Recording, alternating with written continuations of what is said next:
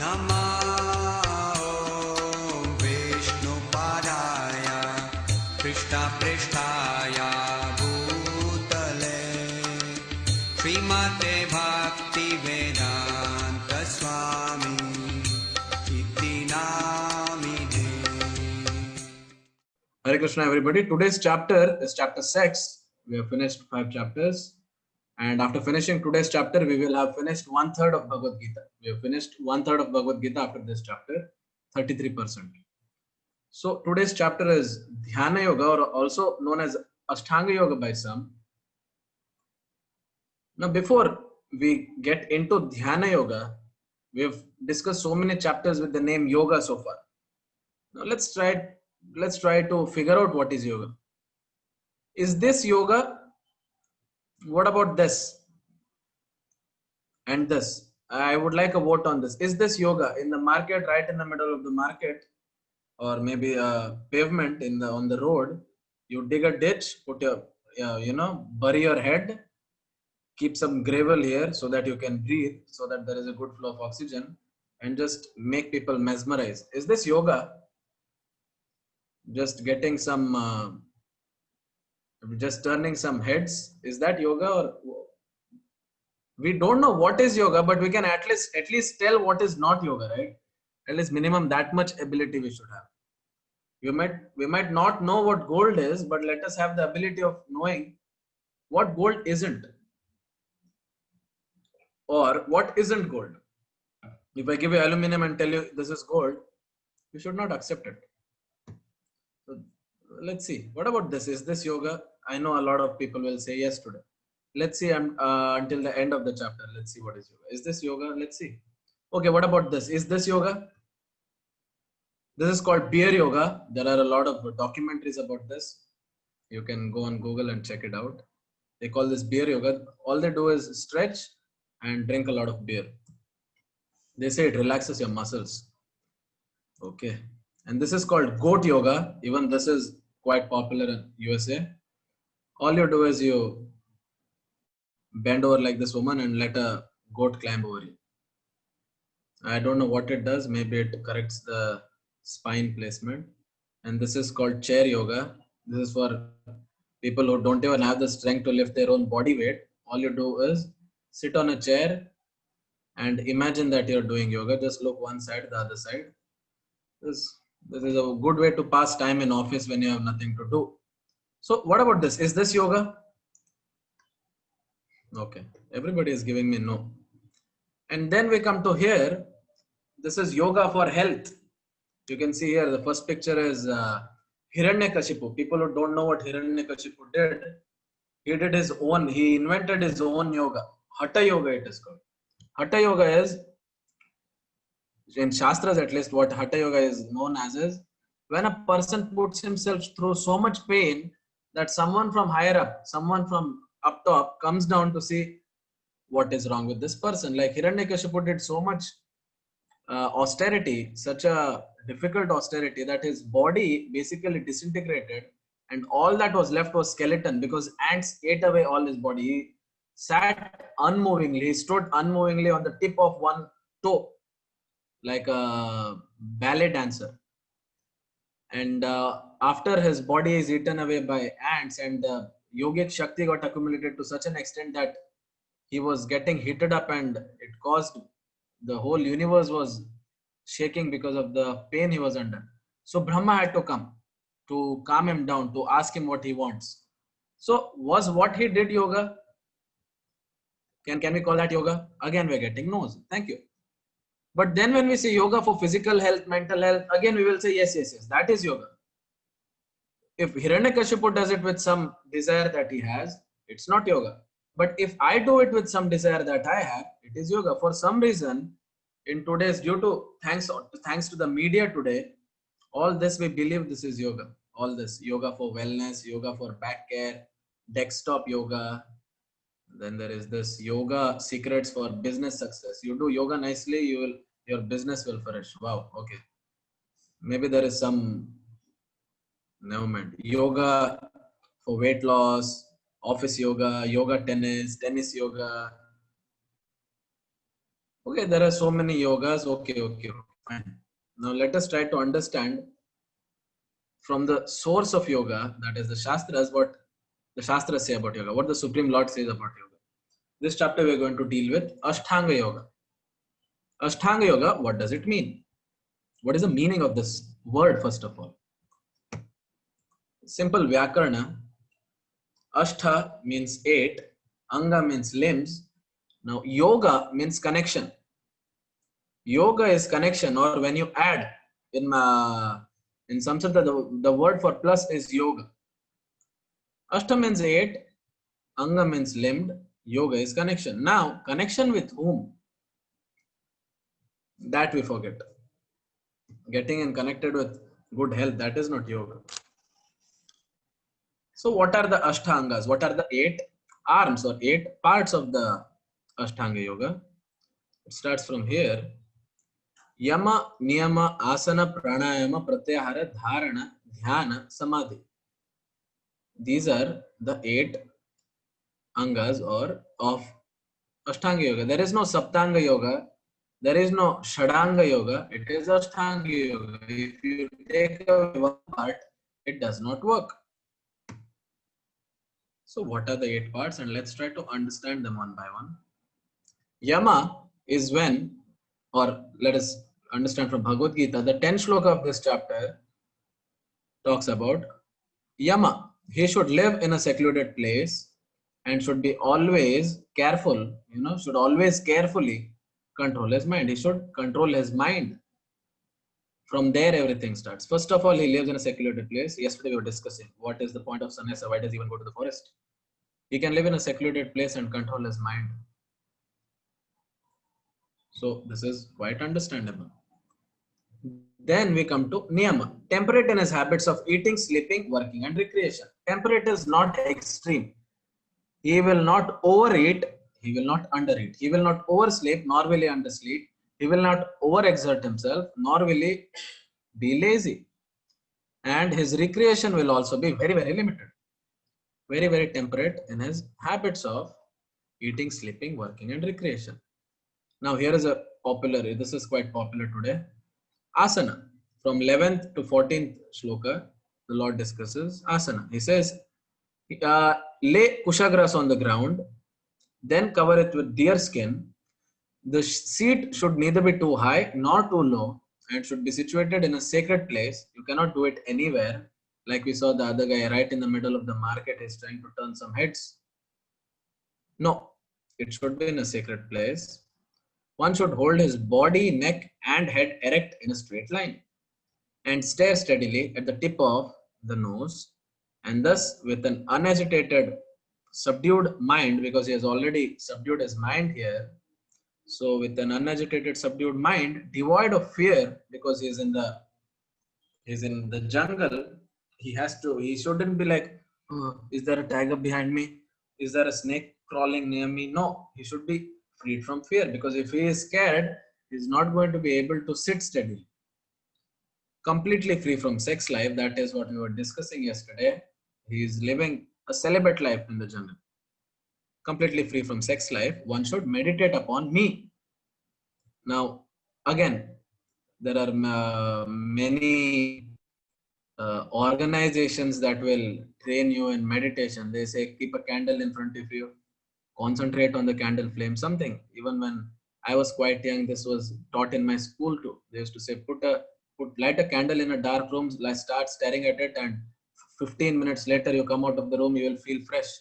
I'm not feeling fresh. My eyes are, the eyes were exerted to this light in a dark room. So I am disoriented a little bit. This is not freshness. The Lord is saying, and the Shastras also say, meditation, empty meditation is not prescribed by any of the scriptures. The meditation is on something. Meditation should be done to something. You cannot heat up vacuum. You can heat up air, liquid, or solid. You cannot heat up vacuum. Vacuum cannot be heated. Vacuum cannot be cooled down. You cannot do anything with vacuum. Vacuum is useless unless you're trying to clean a room. Only in that case, vacuum cleaner comes into use. So in asana, the object of meditation, the person of meditation is the Lord and his pastimes and his form and his leelas and his features. That is what the meditation is to be done upon. Is this point clear? Empty meditation is like stretching a elastic band, like stretching a rubber band. You can only stretch it so hard until it snaps. It's not really that productive. Empty meditation is not easy to. The best thing to do is meditate on the Lord. Like the other day, again, another example we were discussing. Why do we do meditation? There is so many miseries in my life. I have tension, I have frustration, I have depression, I have this, I have that. To get this all out, you can meditate for days and days and days. And instead of meditating on nothingness, you start meditating on the meditation process of meditation. You're like, I have to think about nothing. Some guru said, I should think nothing. I should think nothing. And you start thinking about thinking nothing. Has this happened?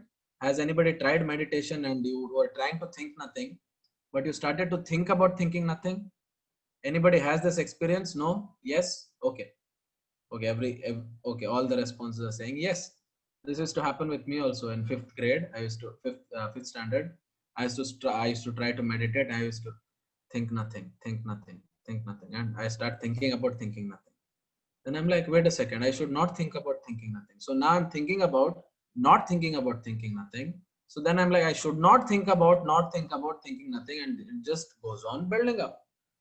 What do I get out of this? Nothing. I just get a bigger and bigger and a bigger sentence until I start making grammatical error. So that is not asana, that is not Ashtanga yoga, that is, I don't know what it is. It's just something we invented. It gives you a kind of relief because your mind is tired. Your mind has been running whole day it has been running non-stop. So for a second, when you just think about thinking nothing, it's like, Abba, finally some kind of peace you got. This is mental peace, and that is right where it ends. As soon as you get out of the room and your sister or your parents or your friend or your spouse is like, what were you doing in there? You had so much work to do, come. Okay, you're like, okay, done. All the effect of the meditation is gone. So that's what we're talking about. Instead, if you're meditating on the Lord and the Lord's feature and Lord's pastimes, like how beautiful Krishna is, how amazing his leelas are. That calf the other day we were talking about. What a beautiful calf it was. How much Krishna loves that calf. And you come out and your mother says, where were you? You're like, I'm not going to get affected. I'm in some another world altogether. Yes, is this understandable? How meditating on the Lord can be beneficial? Okay. So try meditating on the Lord. And best way to meditate, let's discuss near the end of this chapter, how to meditate on the Lord. Then, okay, asana, we're just finished 3 points. There are total 8 steps. Next is pranayama. Okay. And again, not to offend anybody who practices the so-called pranayama that is done today, like sneezing but not entirely, coughing but not entirely, breathing through one nose, breathing out through one nose. Yes, that is the preliminary stages. What is being taught today is, first of all, it's not Ashtanga yoga. It is, I don't know, Dva-anga yoga. That was not taught properly. And practice, it's being prescribed for something. In another few months, someone will say, oh, Corona, you can just breathe out from your left nose, breathe in from your right nose, then breathe in through your left nose and do this, and you will get cured of Corona. All these, the goal of Ashtanga yoga is not health benefits. We will come to that later. What is pranayama? Not what we think of today. The ultimate, the epitome of pranayama, the highest height you can reach by pranayama, the goal of pranayama is this. The practice is supposed to take you to a point where you can stop the movement of outgoing breath into the incoming breath and incoming breath into the outgoing, and thus at last remain in trance. The breath that you're about to give out, you should be taking in. And now that the breath you have taken in, you should try to give out, and it should just start, cycling right there. Instead of going out, it comes in. Instead of coming in, it goes out. And you go anaerobic. What is anaerobic? That is, you do not need any oxygen anymore. You submerge yourself in the water to prove this point. You can stay underwater for weeks and weeks together, and you have to just come out for maybe one breath. There are many animals that have achieved this. They are breathers. They need oxygen, but they take a breath, maybe 2-3 breaths a day, like whale or crocodile. There are many animals who have achieved this. And humans also have the ability to achieve this, but provided yama, niyama, and asana is happening properly. Anyway, pranayama, this is pranayama, when you can stop your breath altogether. Do not try this. Then there is pratyahara, cessation of material existence. Now, it is a very small sentence, but it's not easy to understand. Complete, it's like cessation is complete extinguishing. You just put it out. Material existence has stopped. You can say you stop eating, stop drinking water. You just don't need anything. You can completely rely upon the universe. You can rely upon the Lord directly for your sustenance. That is pratyahara. Okay. Anybody is interested so far? Dharana. Disciplines his mind, but that is disciplines his mental activities and becomes situated in transcendence, devoid of all material desires. He is said to have attained yoga. Here is the joke. Devoid of all material desires. This is the joke. Whoever is practicing so-called yoga today has nothing but desires. Well, it might be good desires and bad desires, but the fact of the matter is there is no good desire and there is no bad desire. All desires are unquestionably bad, because desires are themselves bad, because desires are what lead to disappointment. Anyway, dharana is where the desire has stopped. Look at this. That's why this picture we have, this painting I have used. Does this guy look like he has any desire? If you say, sir, wake up. Here is a phone. You can, whatever you want to know. Here is Google. This is internet. And here is a suit and motorcycle for you. Go enjoy. Do you think he's even going to look at you? What is your guess? Yes or no? He doesn't care. That is what we're trying to represent with this painting. He is, you can choose him for any example. Any of the 8 steps he represents. He is devoid from fear. If you look closely, there is a tiger behind him, and trust me, he is aware of it, but he is not affected. He is free from fear.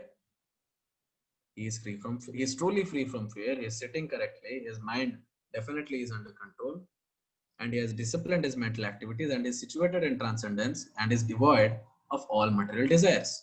And he has nearly attained yoga. He's just a few steps away.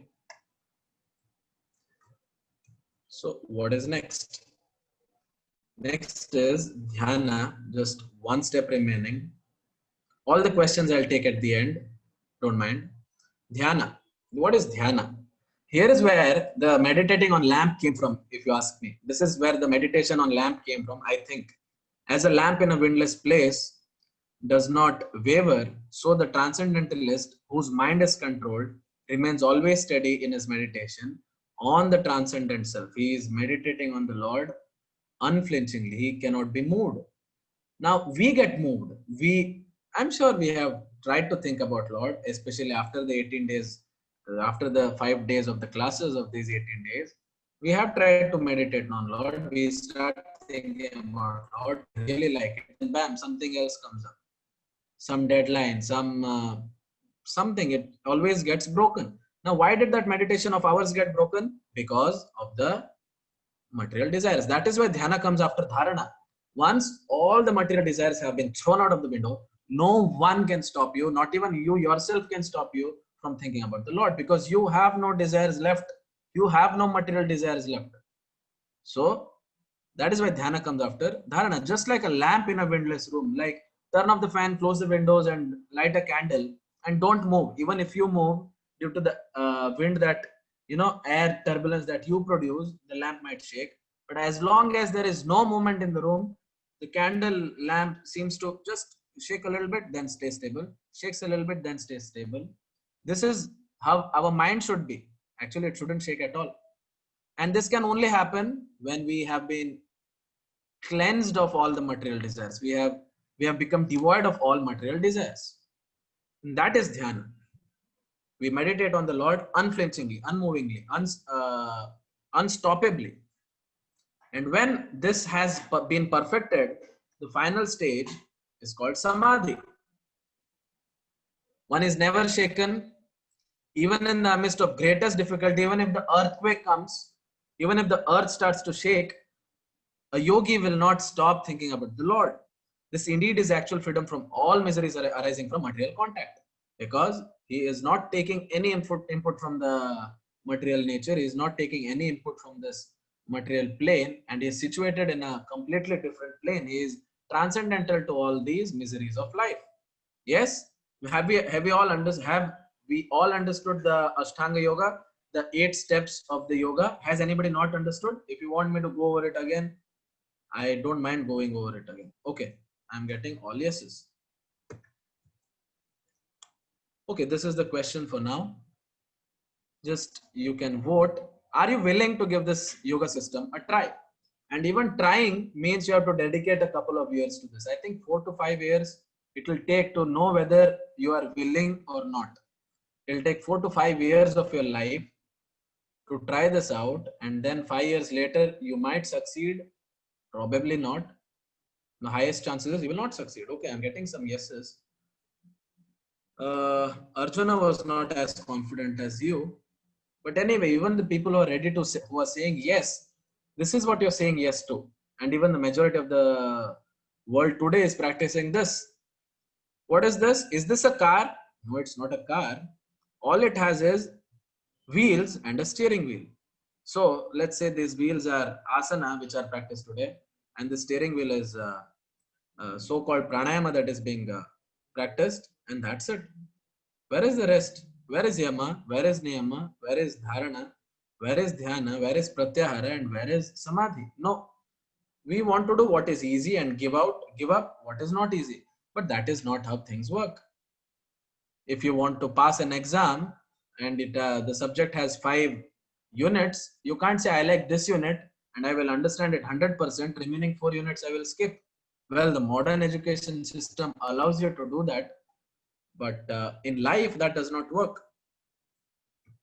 It's like this: you have to learn to walk, to be a person, to at least look like a person. You have to walk, you have to dress, you have to learn how to talk, then you have to learn how to interact with people.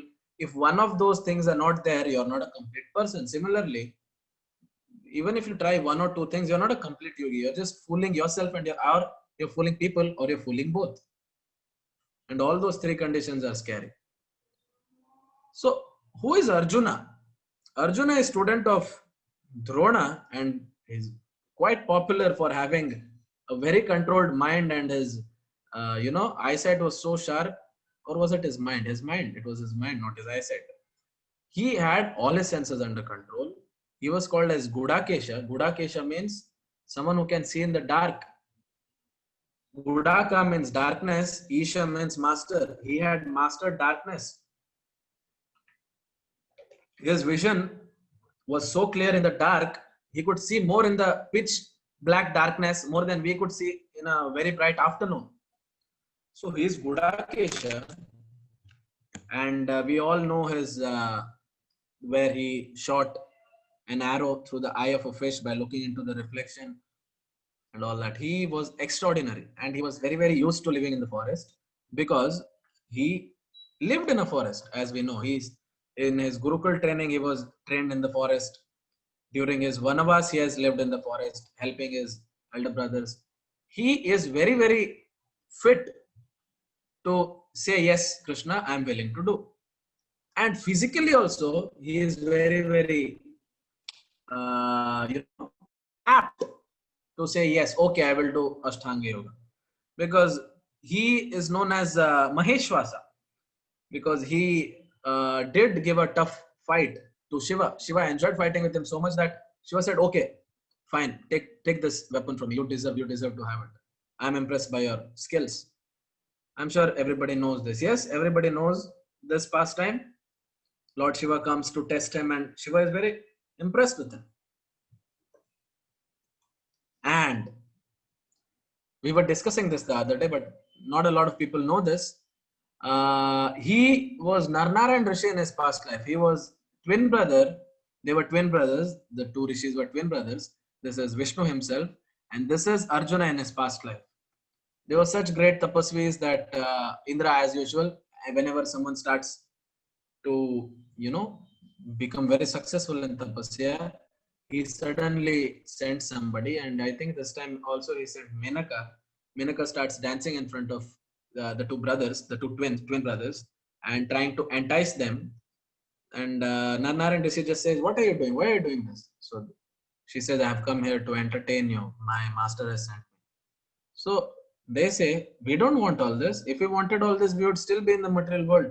We have come here to meditate because we have zero interest in this." You know what? We are instead of your master gifting you to us, we will gift your master something.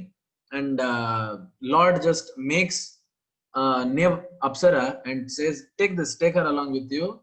And the Apsara's name is Urvashi because she came from the thighs of the Lord, Uru, that portion of the Lord. And he says, take this, tell Indra, this is my gift. And Urvashi is the prettiest out of all the Apsaras. So that is the pastime. Narnarayan Rishi is Arjuna himself. So although he is so qualified, I cannot say so qualified, I should say perfectly apt for this. He is basically born for this.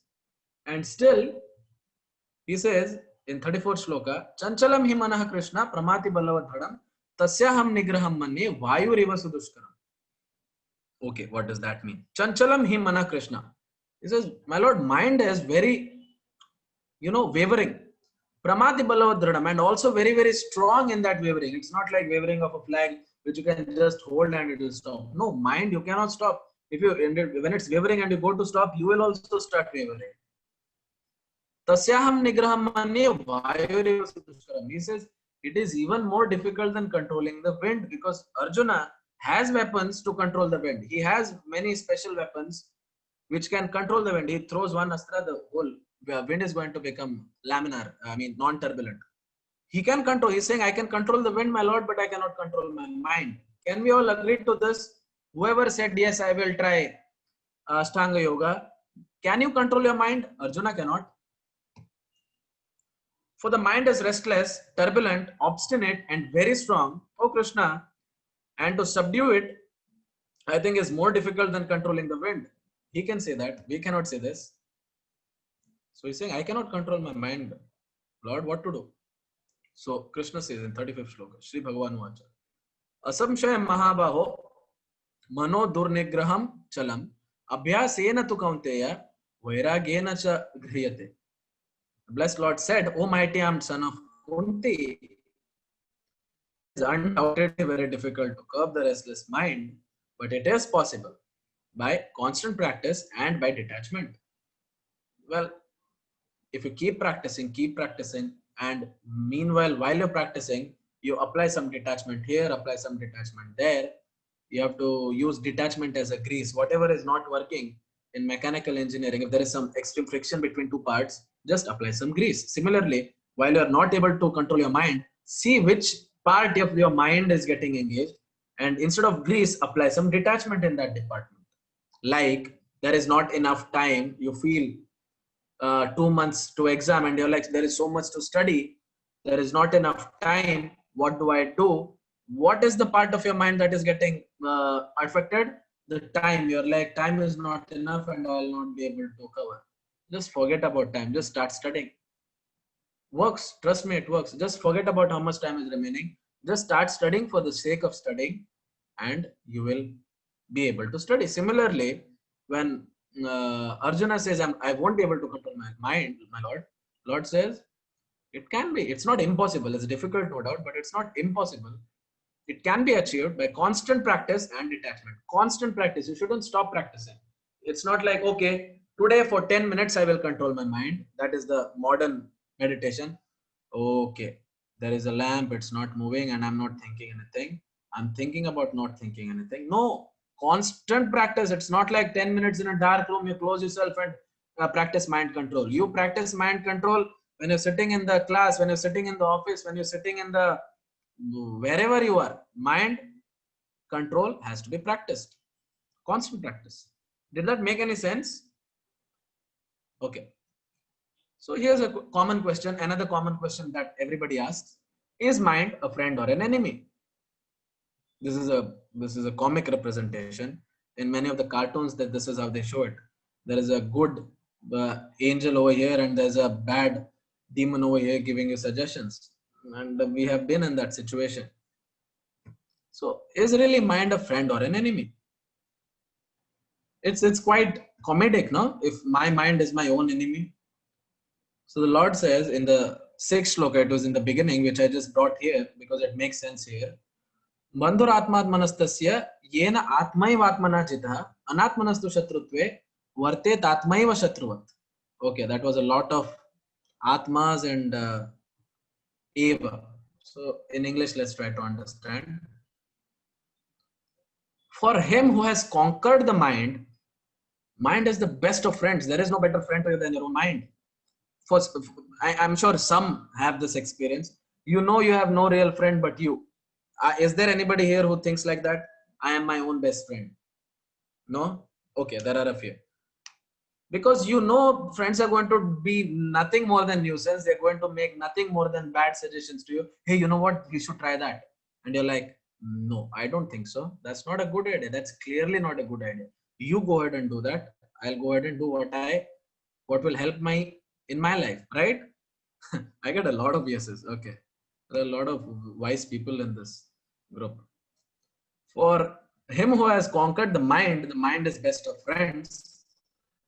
But for one who has failed to do so, his mind will be the greatest enemy. Again, I'm sure there are equal number of people who can agree with this. Mind is also the greatest enemy if it is uncontrolled.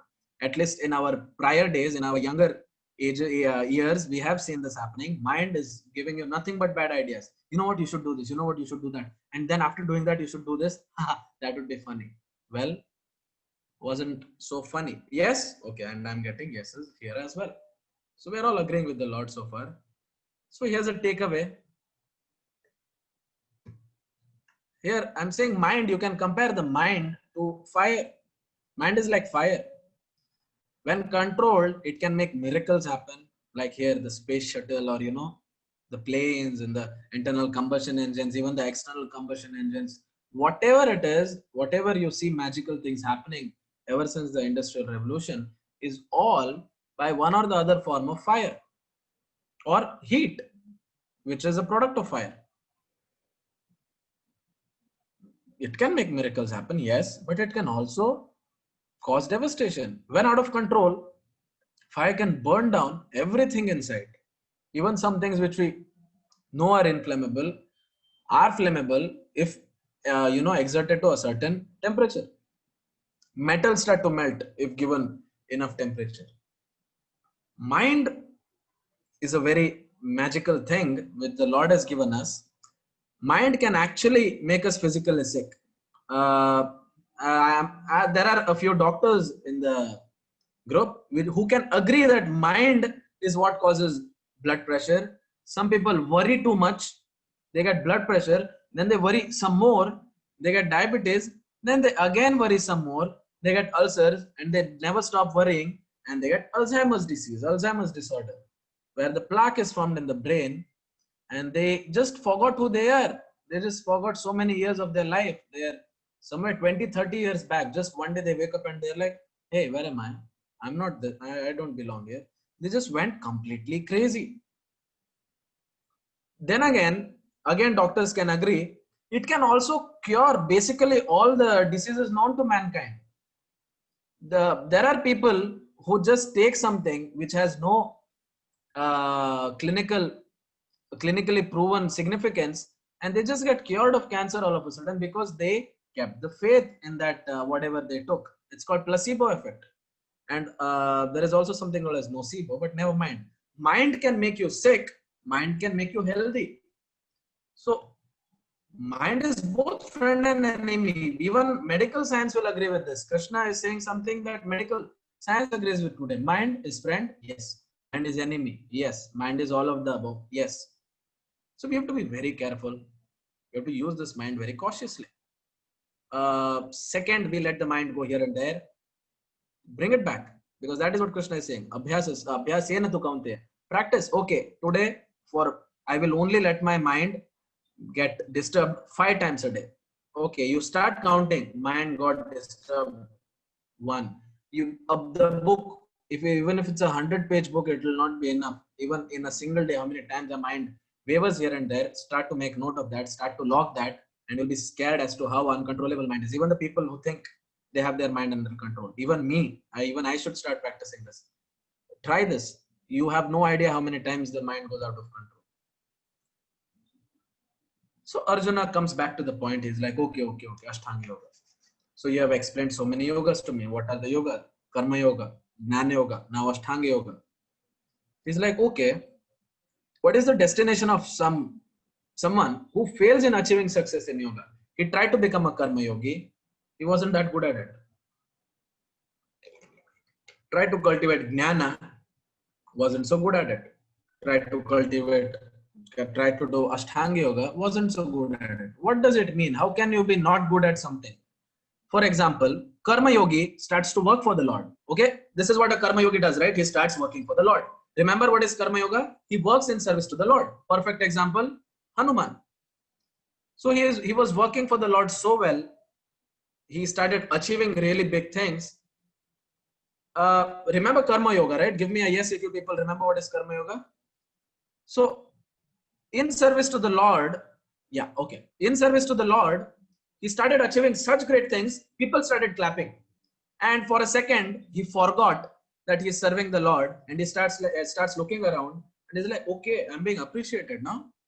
Okay, now let me show them what I really can do. And he turns around and he forgot Lord, and he starts doing, I'll do this, I'll do that. And people are no doubt really impressed with him, but he has, been thrown away from his path. Are you able to understand?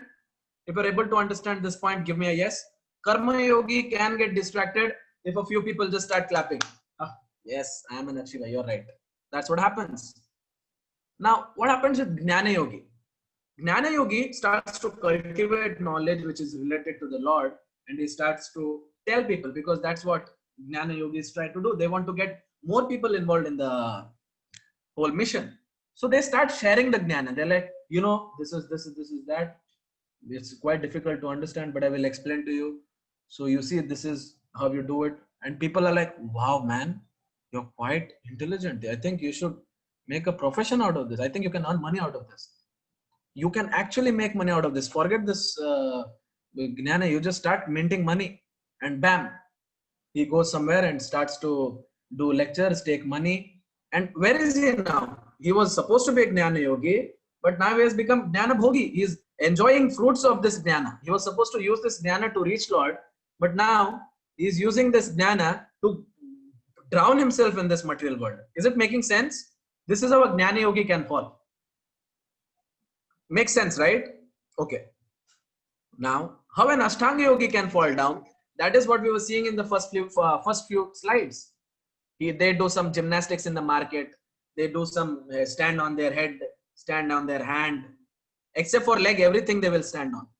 And then people start clapping, throwing coins at him. He's happy with the coins. Oh, this is in Radhanath Swami explains this. When he went to, I think, Himalaya, when he was near the Himalayas, when he had gone there to meet some sages, he saw one yogi who could eat tube light. He used to take tube light, break it with his teeth, and eat an entire tube light in front of a bunch of villagers. And the villagers used to clap like anything and give not all their money. They have very little money. They used to give money to this guy. Next day he used to come. He used to tear bike tires and eat tires, the wheel tires. And he used to eat all kinds of weird things because he had some siddhi. He had some power with which he can just, I don't know what he used to do, but people get impressed. And this yogi, so-called yogi, forgot what he came to Himalaya for and started to do some gymnastics, and he has lost his path. So this is how an Ashtanga Yogi can lose his way. Ashtanga Yoga, the goal of Ashtanga Yoga was Samadhi, but he's doing something else. Did that make sense? Even an Ashtanga Yogi can fall down. So that is why Arjuna asked this question. This question makes sense. Even in those times, he has seen many yogis fall down. Like Bharat Maharaj story we discussed, he went to the forest to meditate on the Lord, but he saw a deer. Very noble cause. I'm not saying it's a bad cause. He tried to help the deer, and he got lost in this deer. Same example. It's a very similar situation. So Arjuna is saying, okay. What if I give this system a try, but I fail? What's going to happen? The Lord says in the upcoming shlokas, in the 41st shloka, he says, after many years of enjoyment on the planet of pious living entities, he is born into the family of righteous people or into family of rich aristocrats. He, in rich aristocracy, gets a very nice, luxurious birth after enjoying heavens for thousands of years. Many years. I don't know how many, whether it's thousand or millions. So here is what we are showing you. Swarga. He gets to spend time with Brahma, Saraswati, you know, all the great demigods. You get to spend time with Ganesha, get trained from him. Gnana Yogi, I think he goes to, after if a Gnana Yogi falls down, maybe he goes to Ganesha to get more Gnana. And after thousands of years and achieving whatever he wanted, all these dreams come true. He's like, okay, fine, I'm ready to go into this rich family or this righteous family. Like there are some families which are famous for being really good people. This person gets birth in that family. He takes birth in family of transcendentalists because he has done so much of effort. It does not go waste. The Lord gives him back the opportunity. He gets to start the same. He gets to start in his next life from a very similar position. It's like a saved game. In many computer games, when you get killed, you get respawned from the last saved location. Many kids, I'm trying to relate to the kids here. Yes, when you're doing something, something happened, then you get to respawn from the last save location. So that's what Krishna is saying. I think that's taken from Gita. He takes birth in a family of transcendentalists who are surely great in wisdom. Verily, such a birth is rare in this world. That is why we see that it's not easy to get birth in such a family, because getting birth in such a family is a ticket to, it's a get out of jail free card. You're getting out of this miserable world if you use the position rightly. But again, the problem is when you take birth in rich or aristocratic families, you tend to be a miscreant again, because there is that freedom also. Lord has given us the freedom also. So did this point hit the point? Did that make any sense? Yes. Okay. So let's go ahead. So what the point of this whole slide is, if you fail, you don't fail. This is like that the other day we were discussing, no? What better deal can you have? Here's a admission form, fill it, and after filling the admission form, you come and write the exam, you pass. You just fill the admission form, you're not going to come write the exam, fine, you pass. In both the situations, you're going to pass. So now let's try to understand who is the greatest yogi. Is it Karma Yogi, Jnana Yogi, Ashtanga Yogi, or Bhakti Yogi? Who is the greatest out of these four? Who thinks Karma Yogi is the greatest? Give me a yes. Let's take voting here. Karma Yogi is the greatest among all yogis. Okay, I just got one vote. Jnana Yogi is the best of all the yogis. Okay, expected. A few more votes. Ashtanga Yogi is the greatest yogi of all yogis. Okay, that's a cold response. What about Bhakti Yogi? Is he the greatest yogi? Okay, that is, I've never got these many responses. Okay, thank you. It just tells me that I'm making some sense. Thank you very much. I got some 50% response. All the yogas are progression towards the destination of Bhakti Yoga. Now let's try to understand this. This is how it happens, okay? This is how it definitely happens. This is how it happened with me. This is how it happened with you. This is how it happened with everybody. A person who is spiritually inquisitive starts in the most basic type of service, which is Karma Yoga. As per his ability, he works for the Lord. He plucks some flower for the Lord. He cleans the temple. He makes some donation to the temple. He looks at the temple and he's like, okay, this temple is nearly about to break. I have some money. Let me serve the Lord. Let me reconstruct this temple in some way. Yeah, that's a Karma Yogi. Makes sense, right? This is what a Karma Yogi does. But the story doesn't stop there. If people have not started clapping and saying, wow, you are such a nice charitable person, you know what? You should do charity and you should become famous. As long as people have not done this to him, he will keep moving on. Now, he starts to meet Jnanis. Just because he has started doing some service to the Lord, the temple is also going to reciprocate. The Jnanis of the temple are going to start talking with him, And this person who was a karma yogi gets involved in cultivation of jnana, and now he's a jnana yogi.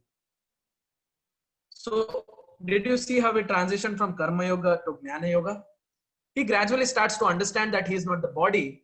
Paramatma resides within his heart, and he just wishes to realize this. He's like, okay, I've understood what you're saying, but now I want to picture this. Yeah. So now Jnana Yogi, to picture this, he becomes an Ashtanga Yogi. For the realization, he moves on to the forest, observes Ashtanga Yoga as mentioned in this chapter, and once he achieves Samadhi, he has completely seen the Lord within him, and he has understood that he is the servant of the Lord. Atma is nothing but servant to Paramatma, and he has understood that the goal of life is to serve the Lord, and his happiness resides within service to the Lord. He surrenders to Krishna and becomes a bhakta, and involves in the highest yoga practice, which is bhakti yoga. Like Hanuman, yes, he was a when time required him to be karma yogi, he was a karma yogi. When it was time to be a jnana yogi, he was a jnana yogi. And when there was nothing to do, he was a bhakta. He was busy in chanting the names of the Lord. Makes sense? Bhakti yoga is also called buddhi yoga. In some of the scriptures, it is not referred to as bhakti yoga. It is called buddhi yoga. What is buddhi? Like today, we are obsessed with smart gadgets. You want smartphone, smartwatch, smart fridge, smart AC. Everything is smart, except for us, of course. So this is the first smart thing. Before smartphone, before smart anything, first thing that came to this planet was buddhi yoga, smart yoga. And that smart yoga is bhakti yoga. Because it is the smartest of all yogas. It has the merits of all the other yogas while having the demerits of none. Ashtanga yoga, there is a chance of falling down when you start getting powers. People will start clapping and you'll start eating tube light and tire. That's the risk. If you are a very good jnana yogi, people will say, oh, you're so knowledgeable, go earn money. That's the risk. When you're a karma yogi, you start doing really good work for the Lord. People will start making you work for them. They'll be like, okay, enough service to the Lord, now come serve me. That there is a risk of that. They'll clap you into submission. They'll not punch you into submission. They'll clap you out of the stage. But a bhakta is not like that. You clap for a bhakta, he says, no, I don't deserve any claps. Because he knows he does not deserve any claps. It's his guru who deserves all the credits. And the guru says, no, it's my guru. And through the guru parampara, it goes right back to the Lord. The other day we were discussing guru parampara. Krishna is the first guru. So the credits go to Lord. You clap, you cannot get him down. You throw money at him saying, wah. No need to eat tires, but take money. He'll use it for the service of the Lord. And what else is there? Jnana. He shares jnana with you and he says, wah, you're so jnani. He says, okay, share this with others. Even your jnani, whatever I have told you, you can repeat. You can also serve the Lord. So you cannot break a bhakta. That is the beauty of bhakti yoga. Yes, we can agree to that. Bhakti yoga is the strongest of all, and it has advantages of all and disadvantages of none. Yeah, everybody is understanding. Thank you. Now, this is the 47th shloka.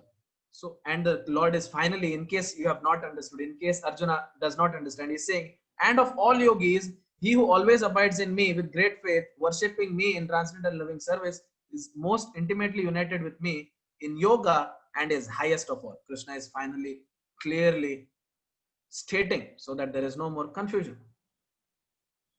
Now, yoga. So what is the yoga which we are asking everybody to do? Different yoga for practices for different yogas. Some other day, one of the Prabhus was asking that Om Namo Narayana is a mantra also. Yes, Om Namo Narayana was a mantra for Satya Yoga. Kriteya Dhyayato Vishnu. Krite is Satya Yoga. Kriteya Dhyayato Vishnu. In Krita Yoga, in Satya Yoga, the process which was given for the upliftment of the mankind was Dhyayato Vishnu, meditating on the Lord. Tretaya Dhyajato Makhai. That is Yajato, yagyas used to be done. Big, huge yagyas used to be done, like we were discussing the other day. Huge havanas in campuses, not tiny square metal containers. Dwapare paricharyayam. That is building of temples. That's why we see so many temples are there today. Huge temples, which our government has no power to build, nor does the richest person, nor do the richest people in the world have the power to build the temple. It was built by the kings of Dwapar Yuga. They're such huge temples, such rich temples. Kalautad Hari Kirtana. We are very poor people in Kali Yuga. No offense. Even the richest of the rich of today's world is still poorer than a simple cowherd boy in Krishna's era. A cowherd boy had lakhs and lakhs of cows, and if you even calculate the revenue of that, you can come to know how rich they were. We are even forget spiritually we are nowhere, even materially we are not as rich as them. So the Lord consciously decides, fine, let me give them the simplest of the ways. Let me give them the simplest of the ways, and let them just chant my name with love, and I'll just accept them. We don't have to meditate, which is, as we saw in this chapter, quite difficult. We don't have to do big yagyas. We don't have to build temples. All we have to do is do service to the holy names of the Lord. Kalautad Hari Kirtana. This is from Srimad Bhagavata Purana, 12th canto, 3rd chapter, 52nd shloka. When the notes are shared, you will know. That's what we are trying to tell you here. Kali Yuga, the percentage is we have to chant the holy names of the Lord. The scenario is like lift and staircase. In the other yugas, they were given staircase. You have to go to the 5th floor. They say, okay, Yama, you climb one step. Niyama, Asana, Pranayama, Pratyahara, Dharana, Dhyana, Samadhi. Welcome to the 5th floor. The process used to be step by step by step by step. But just see, try to understand. If you have a lift and a staircase, which are you going to choose? The lift. Similarly, the Lord has thrown down the lift. He says, okay, take my name, I take you back. Take my name with love. That's the thing. You cannot say, hey Krishna. No, okay. No, with love. Say, Krishna, he'll come running to you. Mantra, the meaning of mantra is man is mind, tra is to cut, to deliver, to stop. The mantra which we are doing can be done in 2 ways. You can chant this in 2 ways. One is japa, that is Hare Krishna, Krishna Krishna, Hare Hare, Hare Ram, Ram Ram, Hare Hare. Hare Krishna, Krishna Krishna, Hare Hare, Hare Ram, Ram Ram, Hare Hare. You keep doing this 108 times. When you do it is one mala. That is called japa. And then Sankirtan is when you sing the mantra. I am sure in the beginning I used to play it in the classes. That is Kirtan. When you sing and enjoy the melody and you enjoy the rasa of Lord's name. And in the scriptures also, this is what is prescribed. It is not that ISKCON has invented this. No, as we saw in this chapter also, for chanting the holy names of the Lord, scriptures are asking us to do that. Naradiya Samhita asks us to do this as well. Then the next scriptural reference is, this is the translation of this one. In the age of Kali, people should simply chant the holy names of the Lord. There is a supreme person of God. It's simple. It's too simple. Then Kali Santarana Upanishad says, Hare Krishna. This is the other day we were talking. Hare Krishna, Krishna Krishna, Hare Hare. Hare Ram, Ram Ram, Hare Hare. Iti Shodashaka Namanam, Kali Kalmashanasanam, Natha Parataropaya, Sarvavedeshu Doshite. After searching through all Vedic literature, one cannot find a method of religion more sublime for this age than chanting the Hare Krishna mantras, chanting of Hare Krishna. In the Upanishads also it's mentioned. Hare Nam, Hare Nam, Hare Nam, Eva Kevalam, Kalo, Nastyeva, Nastyeva, Nastyeva Gatiranyata. In the age of the quarrel, which is Kali, Kali Yuga is, Kali translates to quarrel and hypocrisy. We are just quarreling and we're all hypocrites. We say something, we do something. And then we fight about it if you question me. Hey, you told me that you shouldn't do this, but you are doing it. Huh? You're asking me, who are you? Blah, blah, blah. That is Kali Yuga. This is basically the whole summary of Kali Yuga. In the age of hypocrisy and quarrel, the only means of deliverance is the chanting of the holy names of the Lord. There is no other way. There is no other way. And yeah, there is no other way. In Chaitanya Charitamrita, Adi Leela 17th chapter, 21st sloka it is mentioned. Scriptural references, this is another important one. Parikshit Maharaj, does anybody know who is Parikshit Maharaj? If I get a lot of no's, I'll tell you who is Parikshit Maharaj. Okay. A lot of people know who is Parikshit Maharaj. Okay. And there are also people who do not know. Parikshit Maharaj is son of Abhimanyu. Is there anybody who doesn't know who is Abhimanyu? Anybody who doesn't know who is Abhimanyu? Yes means you don't know. Okay. Everybody knows who is Abhimanyu. Abhimanyu is Arjuna's son. Anybody who doesn't know Arjuna? Please, don't tell me you don't know who is Arjuna. Okay, everybody knows who is Arjuna. Thank you. Arjuna's son is Abhimanyu. Abhimanyu's son is Parikshit. Parikshit Maharaj did something and he knew when he is going to die. He knew he is going to die in 7 days. So he quickly runs to Vedvyas and he says, Srila Vedvyas, Ji, I have 7 days to live. What should I do? He says, talk to my son. He is the expert. He will talk to you. Shukamuni is a son of Vedavyasa. Shukamuni is one of the greatest and most pious beings that have ever appeared on our planet. So he comes to hear that Arjuna's grandson has come. So he comes running saying, oh, Arjuna, Lord's best friend's grandson has come. He's like, he never comes to meet people, but in this case, he makes an exception. He says, sit down. For 7 days, I will tell you something, you listen, and that's all. You will achieve perfection in life. And during this is when Bhagavata Purana is being spoken. This is the picture, this is the scene of Bhagavata Purana. Made sense? So in 12th canto, 3rd chapter, 51st shloka says, Kaler dosha nidhi rajan asti eko mahan guna kirtanadeva krishnasya mukta sangat param rajit. Okay, maybe it did not make sense. My dear king, Kaler dosha nidhi rajan, my dear king, Kali Yuga is full of faults. Even we people of Kali Yuga can see so many faults. Imagine how many faults Sukamuni can find.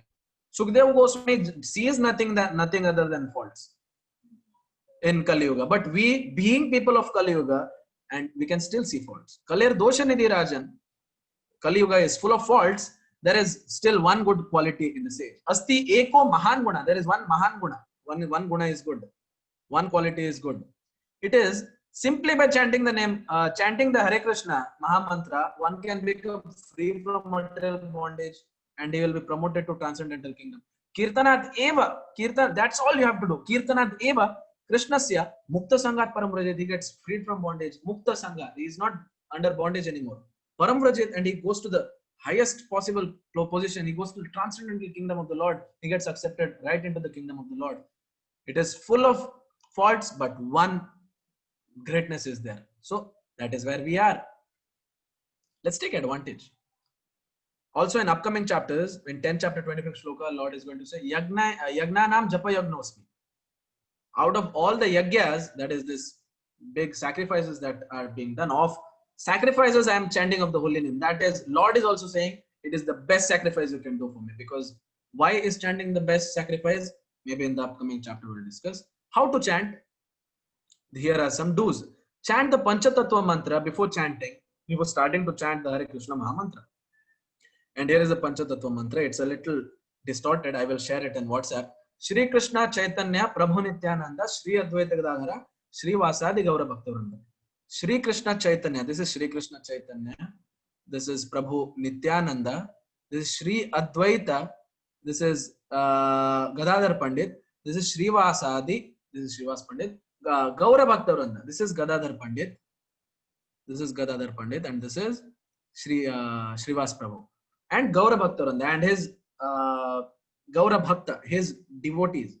We just take their name once, and that gives us gives us the pardon from all the mistakes that we make while we do the chanting. We are not perfect chanters. No, we are definitely not perfect chanters. Hence, we apologize even before we start because we are not even qualified. Chant audibly, at least you should be able to hear, and don't cause a ruckus. You don't want to disturb people who are not interested, but at least you should be able to hear. Pronounce each name distinctly. It's not Hare Krishna, Hare Krishna, Hare Ram, no.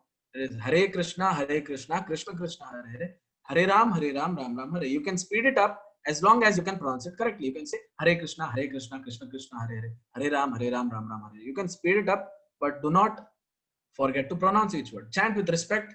Respect the name of the Lord. You have to have devotion, and you have to concentrate on each word, each syllable that you're uttering. You can chant in any place, sitting, walking, any direction you can face. There is nothing like east, west during this time. Otherwise, this dosha, nothing. All the directions, all the places, everything is dasa to Krishna. Do not forget that. You can chant at any time. It does not matter if your time doesn't permit, you can chant at night, but it is always prescribed. It is better to chant in the morning because mind is very fresh and pure. Bad thoughts are not going to come more commonly in the morning. When freshly you wake up, you see this just before sunrise, you can chant. The Maya Prabhav is little less during that time. You can chant either before or after taking bath. There is no such rule that you have to take bath and only then start chanting. It's okay if you chant before taking your bath, because chanting, the process is cleansing. The process of chanting itself cleans you. It is recommended to chant by keeping a count. You have to count how much you chant. Preferably Tulsi Mala having 108 beads, but it is okay. Does not matter what Mala it is. Important is to write the answer, not with which pen it's being written. Important is to do the japa, not with which Mala you're doing the japa. And it is always recommended to keep a count. And here are some don'ts. One should not chant only a portion of the Mahamantra. It's not like Hare Krishna, Ram Ram, Hare Hare, Hare Krishna, Ram Ram, Hare Hare. That's not how chanting is to be done. And one should not count on the Krishna bead. This bead, you should not count over it. When that bead comes, you turn the mala around and start chanting. Bead came, turn the mala around and you go like this, like this, like this, like this. That's understandable. One should not chant while reading a book or newspaper or watching TV or playing games on the phone. Benefits of chanting: freedom from the reactions of sin. Yeah, because the Lord's name has that power. And also it gives us relief from unwanted drives and habits in this world. In our present condition, we are all slaves to any whimsical thought and desire that comes in our mind. But the names of the Lord are going to keep all these thoughts out, because the name of the Lord is that powerful. As soon as you say Krishna, all the thoughts, bad thoughts, are going to go away. Freedom from anxiety, stress, frustration, depression, and all the bad things, peace of mind, and real happiness. And of course, enlightenment. You will understand what is life. Your life is going to change. Just try. And this was the This is the chapter of this. This is a summary of the chapter we just discussed. And now I can take questions. Yes, one at a time, please. You can. And people who are tight on schedule, again, you can exit. I won't take any offense. And people who have questions can start with the questions. Also, I'm opening the chat box so that you can type your questions if you want to. Yes. You can unmute yourself, Tulsi Mataji. Hare Krishna. Hare Krishna, Prabhu. Hare Krishna Mataji. Prabhu, what is the difference between Bhagavad Gita, Mahabharatam, and this thing? I'm not getting it. Bhagavatam. Yeah. The whole story of the family of Shantanu and his descendants. Whatever happened from even before Shantanu, actually, whatever happened in the Kaurava family, that is Mahabharata. Whatever happened over there, that is all the story. Yes, that is all the history. Bhagavad Gita is conversation between Krishna and his best friend Arjuna just before the war starts. Whatever they discuss, that is Bhagavad Gita. So it might look like Bhagavad Gita is a small part of, it might look like Bhagavad Gita is a very small part of Mahabharata, but try to understand when Kesar is saffron, when saffron is harvested, saffron is nothing but a very, very tiny part of this flower. Does flower have any value compared to the saffron? Flower is just thrown away, flower is just thrown away after exporting the saffron. So devotees are like that. No offense, Mahabharata is a very great epic. But when Bhagavad Gita is being spoken, we don't even care about what happened in Mahabharata, because Bhagavad Gita is sublime. It is beyond anything. And what is Bhagavatam? It is to be understood like this. Bhagavad Gita is Krishna talking to his friend, and sometimes he talks about himself, sometimes he talks about life, sometimes he talks about miseries of human life, karma, soul, kshetra, we'll see all the topics that are being discussed. So this is Krishna talking sometimes about himself. Bhagavatam is all the great devotees of the Lord talking about Krishna. So there is Shukamuni, there is Shiva, there is Kapila, Devahuti's son Kapila. There are so many great souls, devotees of the Lord, that are describing the Lord's forms and pastimes. So that is Mahabharata, this is Bhagavad Gita, and that is Bhagavatam. I hope I made sense. Okay, Swami. Thank you. Sir, who is Hare Parikshit? Krishna. Parikshit Maharaj is son of Abhimanyu. Abhimanyu is son of Arjuna. Arjuna is son of Pandu. Pandu, I hope. Yeah? You understood who is Parikshit? Sir, what did he do that he received the curse to die in 7 days? We'll discuss that in Bhakti Vriksha. What he did is he was really thirsty. He had gone to the forest for hunting and he was really thirsty. And he goes to one of the Rishi's kutir and he asks for water. But Rishi is deep in trance. He is meditating and is very deep. He cannot hear anything. So the king, Parikshit Maharaj, king of the world, the emperor of the world, gets quite upset and he's like, please, I need some water. I'm about to faint otherwise. And the Rishi still doesn't respond. So he just picks up a dead snake and puts it around the neck of the king, saying, oh, you're big tapasvi, huh? You think you're Shiva or what? Take the snake. Now you look more like Shiva.